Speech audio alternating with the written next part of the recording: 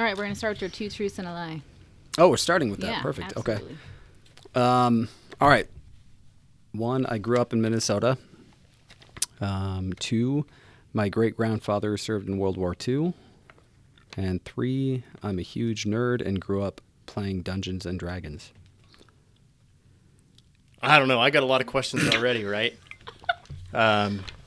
So before now, I can't. I'm going to say the World War II. 1 is the lie, and the other 2 are the truth. I was thinking that too, because I'm like, if he twists things, and maybe his grandfather served in World War I or something. You said great-grandfather, right? Mm-hmm. I don't know. We'll say that's a lie. Okay, so is this 20 questions, or is it... No, Two just truths? 2 truths. Oh, okay. Yes, that's correct. That's a lie? It was grandfather, not great-grandfather. Oh. Okay. All right, so let's talk Minnesota. Right, number 1, where were you born? Austin. Austin, Minnesota? Yes, it's also called Spam Town, USA. Okay. That's where Spam was created and saved World War II. That's why I like Spam. I was born in Virginia, Minnesota. Really? Yeah. Yep. Wow. Farm boy. And then Dungeons and Dragons. Is that legit, or are you just throwing? Oh, yeah. shit? No, that's, yeah. Okay. No, I'm a huge nerd. Actually, Maze gave me Ready Player One book last week. Yeah. And I just gave it back to him today, and I'm halfway through the second book already. So, yeah. Okay. Big nerd. I was also a Dungeons and Dragons nerd. That embarrasses my wife, so sorry, honey, when Were you you listen really? to this. Oh, man. I never would have guessed that. Oh, man. Yep. Totally. I was an introvert. Like, being a recruiter, I believe that. like, I hated people. I don't like talking to people. Like, you know, it's just how it is. This job's great for you. I know, right? But, yeah, so Dungeons and Dragons was right along my line. Good morning. It's season 3 of GI and a Cup of Joe. Thank you all for making seasons 1 and 2 a huge success. Again, I'm your co-host, Annie T. And I am Justin C. It's pretty badass to hear all these stories of how everyday regular people with everyday regular struggles took a chance to better themselves with the opportunities in the Idaho Army National Guard. And they didn't just do it for themselves, they did it for their families, future, past, and present. Officially, I'm Sergeant First Class Annie Torres. And I am Command Sergeant Major Justin Cole. We encourage everyone listening to dress right dress. Which is like, share, and subscribe.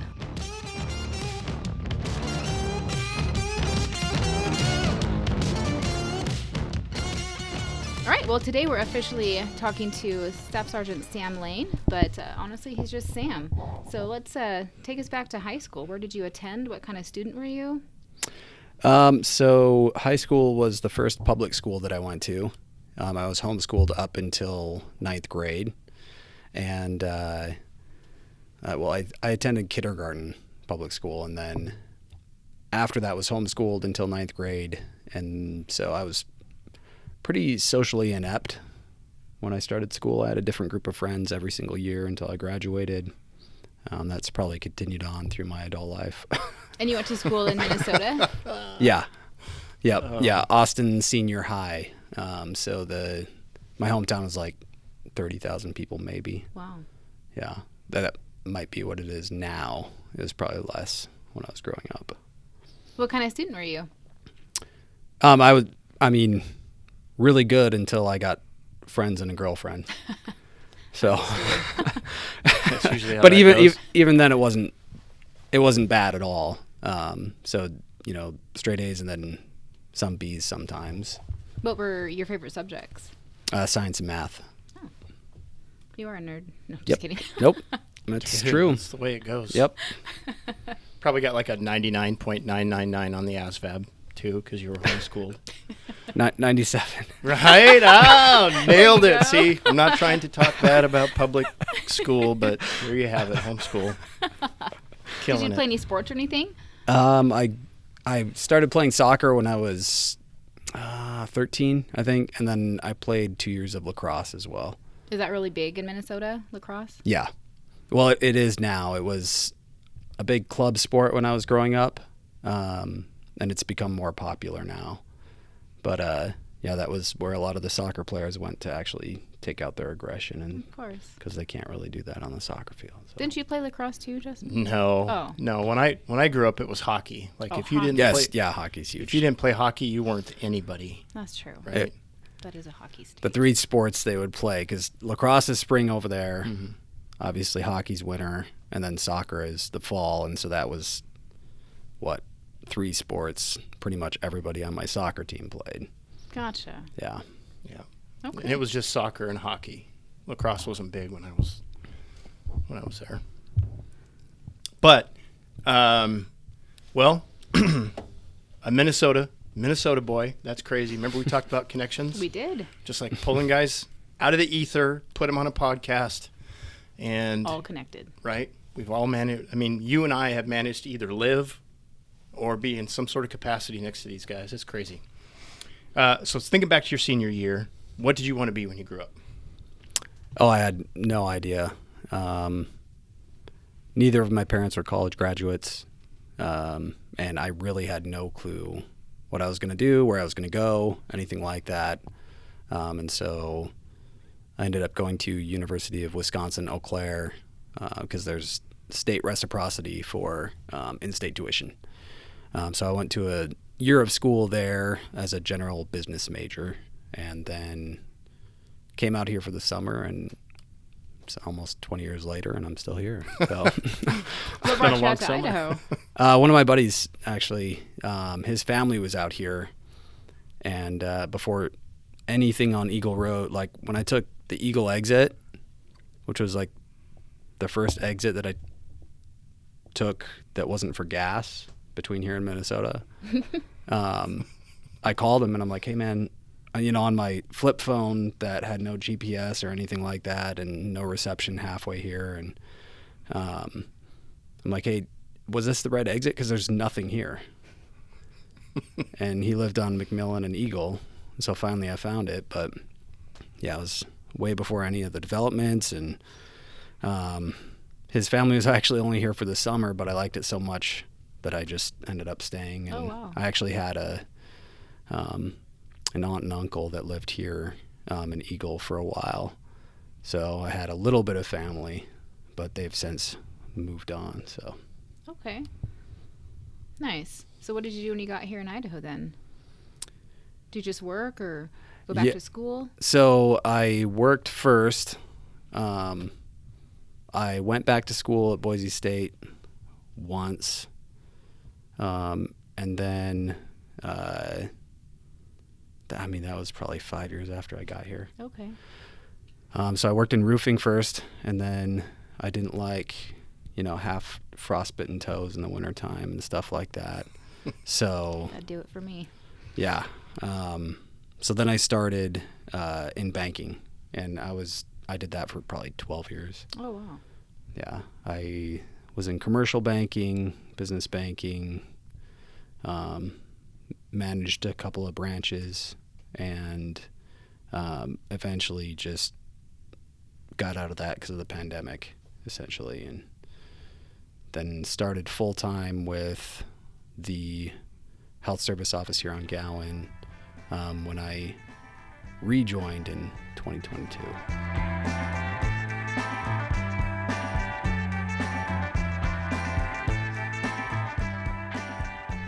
So at what crazy. point in that did you join the Idaho Army National Guard? So I joined when I was 26.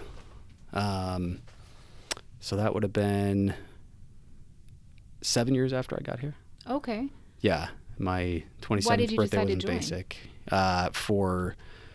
To go back to school and have it paid for was a huge thing, and then also because I wanted to get into emergency medicine. Really medicine, but emergency medicine intrigued me because I'd been in a few situations where I just kind of didn't know what to do, and luckily everything turned out okay, but I wanted to have more knowledge and actually be able to help people and take care of them. So you chose something totally different in the Army than you were on the civilian side? Yes. That's cool. Yeah. So are you still pursuing emergency medicine in school? Not emergency medicine, but right now I'm in nursing school. Okay. So I should graduate December 2026 with my Bachelor's of Science in Nursing. And the plan is NP after that.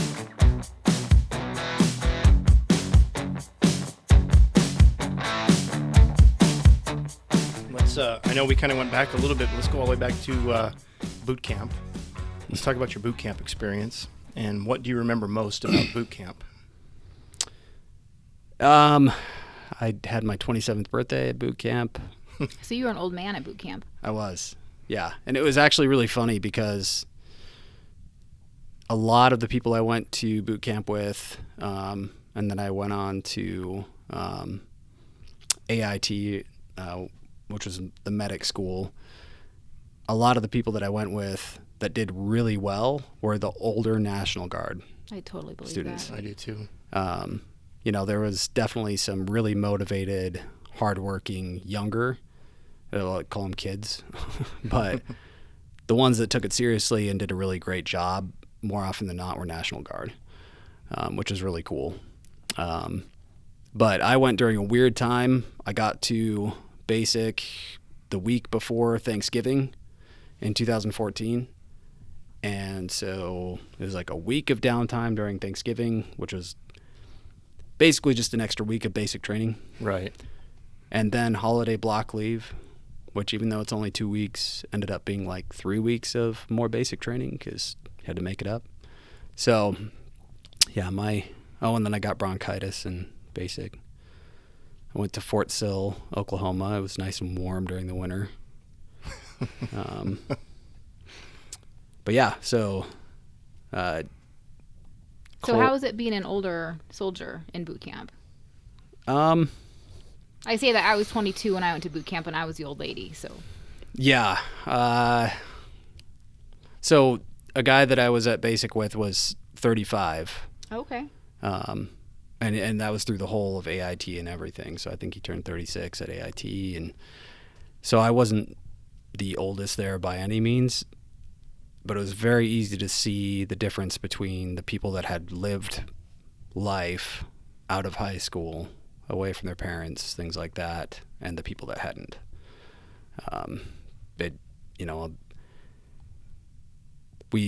We saw it for kind of what it was. Like, it's just a training environment. You're here to learn. Don't take it too seriously, but learn what you can. And the younger generation seemed to kind of not get that. Sure. Yeah. Did they fall apart? Some did. I had a guy that was next to me in a bunk, and when we went on holiday block leave, he's like, "Hey man, I don't think I'm coming back.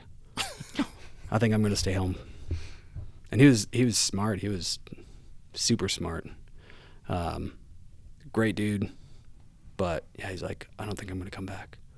And that was after we had gotten I think a 15,000 word essay to finish over holiday block leave, which was a joke, right? Nobody, oh man, yeah. You know, one person fails, and so everybody fails, and so, but you've got those few people that are going to work really hard on it and try and get it done. It's like it's not going to happen, man. Just don't do it.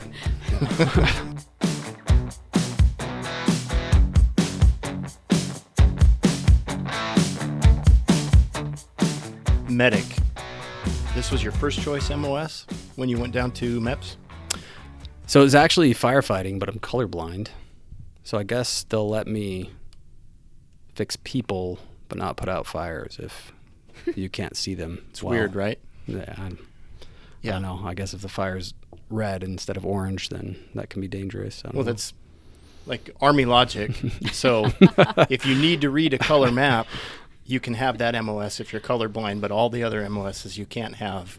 That it's is like insane. I know. Well, Doesn't make any sense. they used colorblind people during Vietnam to fly over and see camouflaged enemies, and so it's kind of funny. It's like, okay, you're useful for some things, but we're going to keep you out of certain jobs for other stuff. So, do you think if you weren't a medic though, would you pursue a career in nursing? Yeah, because I actually wanted to be an EMT and then go into nursing eventually anyway. So it was the whole firefighter thing was to get my Because at that time, Boise Fire, Meridian Fire, all of them would train you on your EMT and eventually on your paramedic if you had your fire certs. Gotcha. So I was like, okay, well, I'll go get those and they'll train me. And then found out I couldn't do that. And so then I was like, okay, then now I will go get my medical stuff. So then maybe they'll hire me for that. But the whole plan was to eventually get to nursing and get into a hospital. So, Well, you've kind of walked a pretty diverse path up to this point. So what do you think your greatest accomplishment's been? definitely learning. When I read that question, I first wrote down becoming a good husband and father, and it's like, no, that you're not quite there yet. So learning how to be a good husband and father, and just because it's a constant process, because everybody's changing all the time, and it's impossible to, like, right now I might be good, I might even be great. Tomorrow I might be horrible. So like it's just learning the process of rolling with life, and I've got a 5-year-old daughter, and I don't know what my wife would tell you on a podcast about me, but yeah, we work hard, and I've learned a lot, and it's just a constant learning process. But that's definitely the thing I'm most proud of in my life, for sure. Well, that's awesome. That is cool. Yeah. So if you could go back to high school, or if you could give advice to high school students who are stressed about their future, what advice would that be? It's kind of a mixed bag there, because I wish that I had made more choices for myself and not trying to stick with interests of that maybe other people had, or people I admired, or wanted to be like.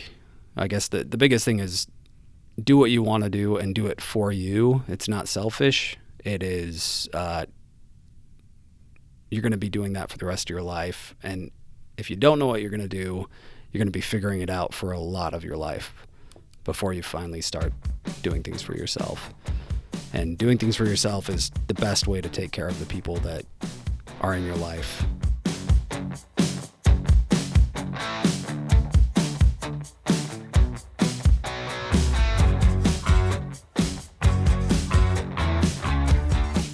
We are the Sasquatch Battalion, so we have one final question before we get into our progressive interview, and that's probably the most important question, really. Okay. Is Sasquatch real? Oh, boy. I would have to say yes. I've never seen him or her. I'm not going to be not going to pick the gender here. But that's safe. Yeah, non-binary well, Sasquatch. That's the only way to be. Yeah, any of that stuff, until it's proved that it's not possible, then There's great. They too much can evidence like that it's real. my daughter comes up and she's like, my friend said she saw a mermaid when she was in Hawaii. So now she wants to go to Hawaii, but she also thinks mermaids are real. And am I going to shut that down? No. No. Because I want to go to Hawaii, and if we don't see a mermaid, we're still going to have a great time. So That's fair. Yeah, that is fair. Well, we are out of time for today. Join us next Wednesday for another episode of GI and a Cup of Joe. As we said in the beginning of the podcast, please dress right dress and enjoy your week.